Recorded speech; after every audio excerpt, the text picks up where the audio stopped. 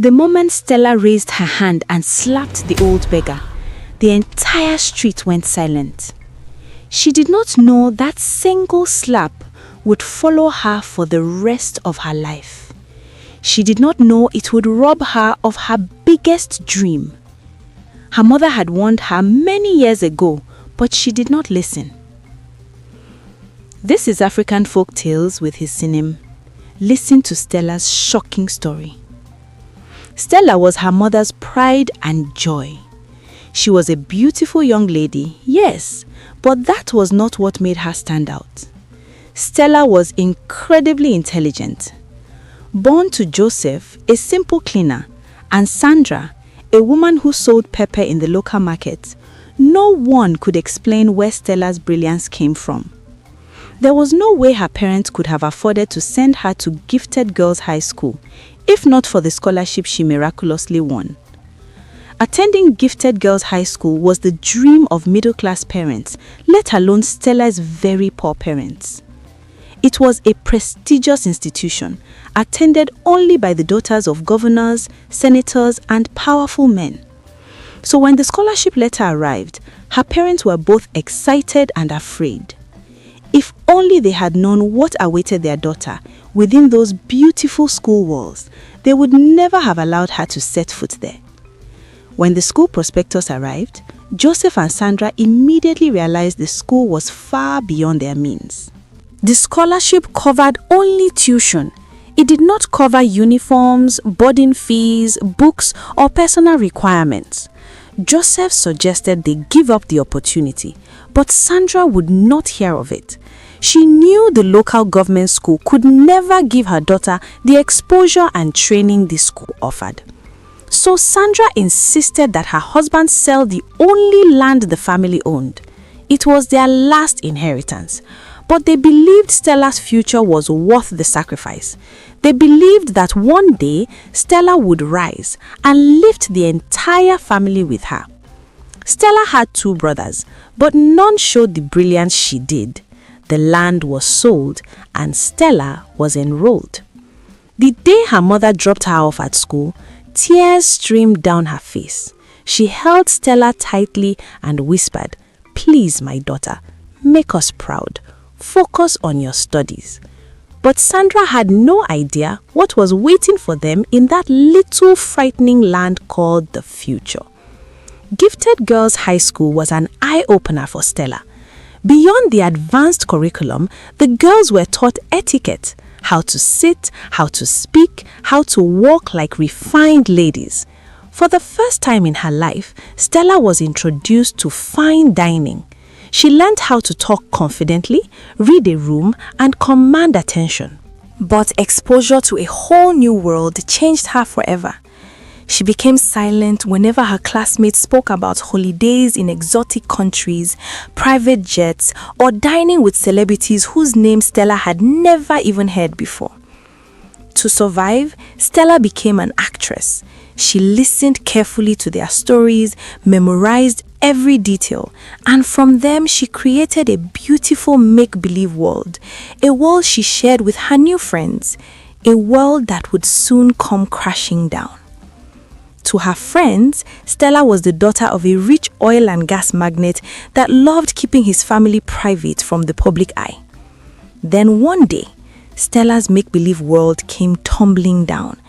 It was their visitation day, and I know you guessed it right. Her parents came visiting. Stella had thought her parents would not be able to afford to visit her, not after the miracle they had performed by being able to afford everything in the school prospectus. She was seated with her friends and was going through the gift one of her friends had gotten from her parents when an announcement was made through the school public address system that her parents were waiting at the visiting hall. Stella was mortified, but her friends were excited to meet Stella's parents none of them knew. Stella excused herself. She told her friends she needed to use the restroom and hurried to the visiting hall. And there were her parents, beaming with joy and waiting for her with open arms. And as Stella hurriedly walked towards them, she heard her friends call out, "Stella, wait for us!" And in an instant, they all hurried to her side. Her parents, who were hoping for an epic reunion, were shocked that their daughter, who was running to meet them, had suddenly stopped. So they walked up to her. "Are these your parents?" one of the girls asked Stella. That was the moment Stella's life changed forever. If you're enjoying this story and you are eager to know what Stella did, hit the like button and tell me in the comments what you think she did. Don't forget to comment where you are watching from. I'd love to send you a virtual hug in my next video. Stella looked at her parents and denied them to their faces. "No, this is my father's gateman, and that is our cleaner," Stella said, pointing to her mother. Her mother's mouth fell open. "My father is out for an important meeting, and my mother is on a trip with the First Lady of South Africa," she explained to her friends. The girls politely greeted the gateman and cleaner and left them. Joseph and Sandra both felt naked. They didn't know which one hurt more, being referred to as a cleaner and gateman by their own seed, or the way their own daughter looked at them with so much disgust. Sandra handed over the little bag she brought with her to Stella. "We made plantain and fish stew for you. But before we go, Stella, remember that if you forget who you are and how you started, if you forget your roots, you will lose the lessons that will shape and keep you grounded." Her father didn't say a word. And for all the years Stella remained at Gifted Girls High School, her parents never visited her again. But Stella failed to heed that advice. She saw no reason to. After graduating from Gifted Girls High School, she secured a fully funded scholarship to Harvard. There, she met Jim and her life changed. Jim was the kind of son-in-law parents pray about. He was incredibly handsome, intelligent, well-read, and very rich. Old money meets new money kind of rich. The kind of rich Stella could not even fathom. But one thing Stella couldn't understand was Jim's level of humility. The young man was not only humble, he was so kind. Donating to charity organizations was his favorite thing to do. That part was okay with Stella. The part that bothered her and even irritated her was the beggars he gave money to every day. But in front of Jim, Stella was a different person. She would often give money to the beggars as well. After dining with the rich, Stella became skilled at being anyone she needed to be to fit in. One day, Jim told Stella that he wanted them to visit his mother. Though Jim hadn't proposed to her yet, Stella knew it was on the horizon, and meeting his mother was a good sign. Stella, who had lived most of her adult life avoiding her mother, found it uncomfortable meeting Jim's mother. They embarked on the long trip to Jim's country home. Stella became very apprehensive. She had to get her facts right. She had learned how to cook all the local and international dishes. Stella was prepared to wow Jim's mother. But as they got close to Jim's estate, Jim received a very upsetting call. Though Stella didn't hear both ends of the phone call, she knew all was not well. Jim told her that he would have to turn and go back into town to receive some important business officials and tie up some business deals. He apologized and assured Stella that he would join her in a few hours. Stella became worried, and she had every reason to be, because her mask was about to be removed. Not long after Jim got down from the car, they continued their journey. But then, the car developed a small fault and they had to stop. While Stella waited for the driver to fix the issue, an old woman walked up to Stella. She was dressed in rags and a big dirty hat, shiny earrings that looked like pearls. Though she knew a beggar couldn't possibly afford them, Stella assumed the old lady was a beggar. "My daughter, I am really hungry. Please, can you give me some money to buy food?" Stella ignored her. The old woman repeated herself and came even closer to Stella. Still, Stella ignored her. Then the lady repeated herself the third time and touched her hand. Stella raised her hand and slapped the woman hard, sending her crashing to the ground. Her hat fell off, exposing a beautiful shiny grey hair mixed with some black strands. "How dare you touch me with those filthy hands?" Stella backed and got back into the car. The driver rushed up to the old lady and helped her up. Not long after, the car was back to normal and they drove up. Stella looked around, but the old lady was gone. "Good riddance," Stella said to herself.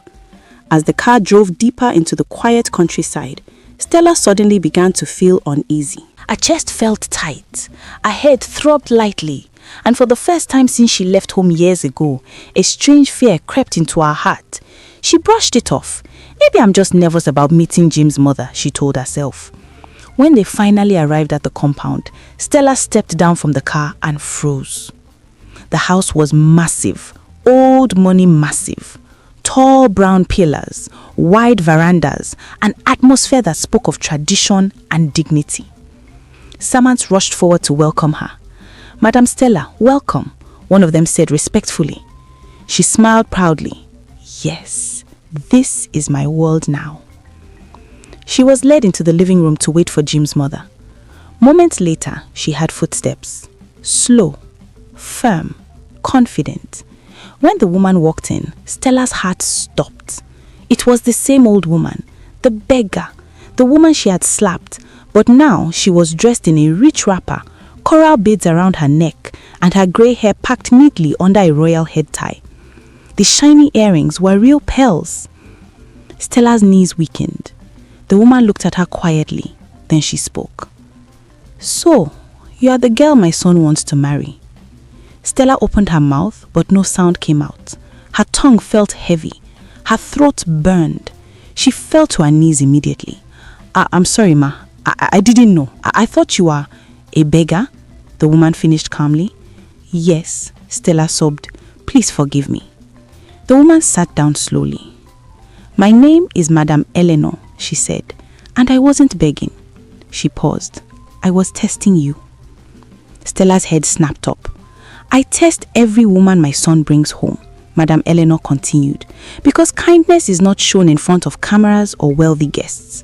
It is revealed in how you treat those you think are beneath you." Tears streamed down Stella's face. "I failed," she whispered. "Yes," the woman replied, "you did." Just then, Jim walked in. He froze when he saw Stella kneeling and crying. "Mother, what's wrong?" Madame Eleanor turned to her son. "This is the woman you want to marry," she said. "She slapped me today because she thought I was poor." Jim's face drained of color. He looked at Stella, the woman he loved, and for the first time he saw someone else. Not the confident, graceful Stella, but a woman filled with pride. "Is it true?" he asked quietly. Stella nodded, crying uncontrollably. Jim stepped back. "My mother taught me something," he said painfully. "That how you treat the poor is how you truly are."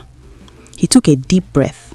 "I can forgive mistakes, but cruelty is a choice." That same evening, Jim ended the relationship. No proposal, no engagement, no marriage. Stella's biggest dream died that day. She returned to her apartment alone, and that was when her downfall truly began. Within months, doors began to close. Every job she applied for was mysteriously rejected. Investments failed, connections disappeared. It was as if life itself had turned its back on her. Years later, Stella finally gathered courage to return home. She found her mother older, thinner, but still selling pepper in the sea market. When Sandra saw her daughter, she dropped her tray and wept. "I warned you," her mother said softly. "When you forget your roots, you forget your humanity." Stella held her mother's feet and cried like a child. That day, she learned too late what pride had cost her. Some lessons come gently, others come when it is already too late. Never despise anyone because of their appearance, and never be ashamed of your roots. They are the foundation of your destiny. When you deny where you come from, you slowly destroy where you are going.